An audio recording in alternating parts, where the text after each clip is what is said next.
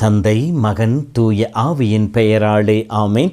மூவொரு கடவுளுடைய அருளும் ஆசீரும் பாதுகாப்பும் வழி நடத்துதலும் உங்களோடு இருப்பதாக. பொதுக்காலம் 20வது வாரம் செவ்வாய்க்கிழமை. இயேசுவில் என் அன்பு சொந்தங்களே, அருளும் இரக்கம் நிறைந்த ஆண்டவர் இந்த நாள் முழுவதும் உங்களோடு இருந்து உங்களை ஆசீர்வதித்து வழி நடத்துவாராக. உள்ளத்திற்கும் இல்லத்திற்கும் சமாதானத்தை கொடுப்பாராக. குணப்படுத்தி உங்களை நிலைத்திருக்கச் செய்வாராக. உங்களுடைய வழிகளிலே உடனிருந்து வழிநடத்தி உங்களை மேன்மையான வாழ்வை காணச் செய்தருள்வாராக. இயேசு அற்புதமான அன்பின் நாமத்திலே உங்களை வாழ்த்துகிறேன், உங்களுக்காக ஜெபிக்கின்றேன். அன்பார்ந்தவர்களே, நம் தேவன் நம்மோடு இருக்கின்ற கடவுள்.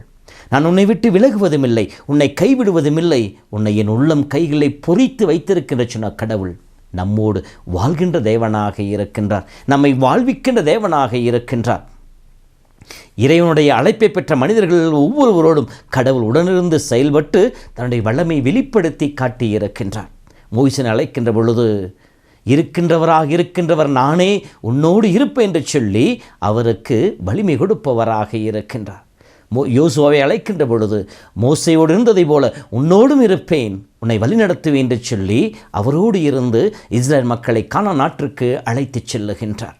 ஒவ்வொரு இறைவாக்கினர்களை அழைக்கின்ற பொழுதும் கடவுள் சொல்லுகின்ற வார்த்தை, நான் உன்னோடு இருப்பேன், என் பிரசனம் உன்னோடு இருக்கும் என்கின்ற வாக்கு தத்தம் தான். இன்றைய முதல் வாசகத்தை படிக்கின்ற பொழுது கிதையோனுக்கு அதே வார்த்தைகளை தான் கடவுள் சொல்லுகின்றார். நான் உன்னோடு இருப்பேன் என்று வாக்குறுதி கொடுக்கின்றார்.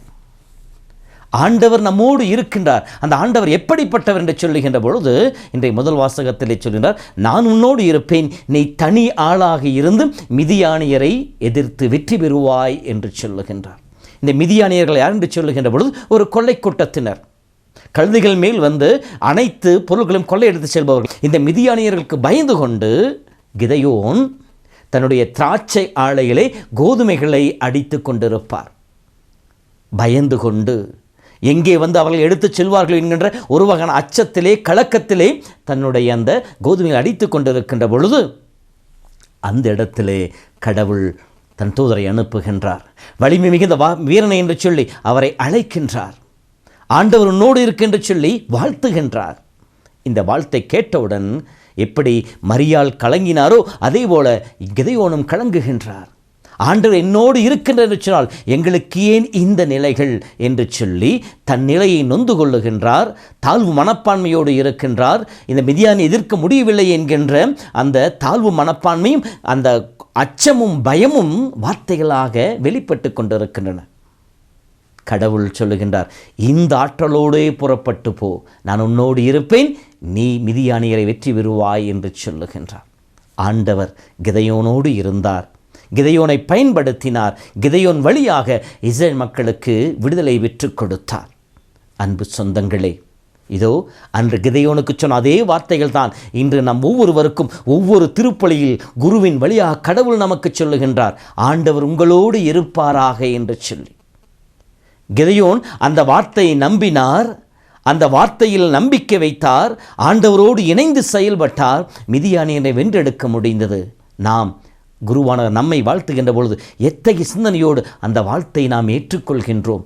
ஆண்டவர் என்னோடு இருக்கின்றார், ஆண்டவர் என்னோடு வர இருக்கின்றார். வார்த்தையின் வடிவிலே, நற்கன் வடிவிலே பிரசன்னமாக இருக்கின்ற இந்த கல்வாரி வழியிலே பிரசன்னமாக இருக்கின்ற ஆண்டவர் என்னோடு இந்த நாள் முழுதும் பயணிக்க இருக்கின்றார். என்னை வழிநடத்த இருக்கின்றார். எனக்கு துணையாக இருக்கின்றார்.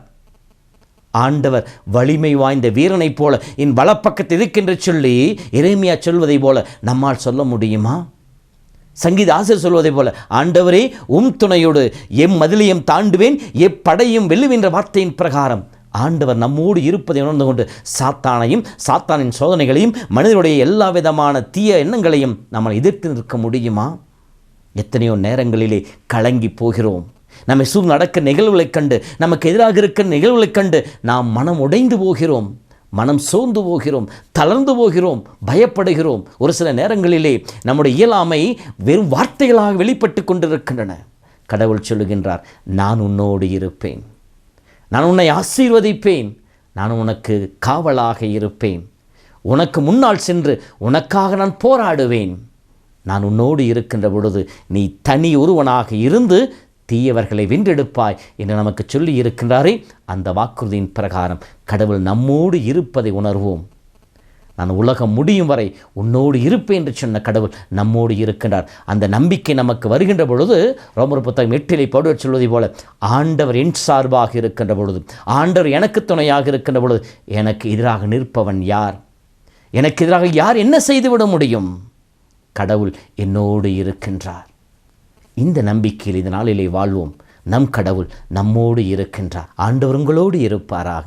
எல்லாம் வல்ல இறைவன் தந்தை, மகன், தூய ஆவி உங்களையும் உங்கள் குடும்பத்தையும் நிறைவாய் ஆசீர்வதிப்பாராக. ஆமேன். ஆண்டவர் துணை இருப்பார், ஆபத்து அணுகாது, மதில் போல் சூழ்ந்திருப்பார், துன்பங்கள் நெருங்காது.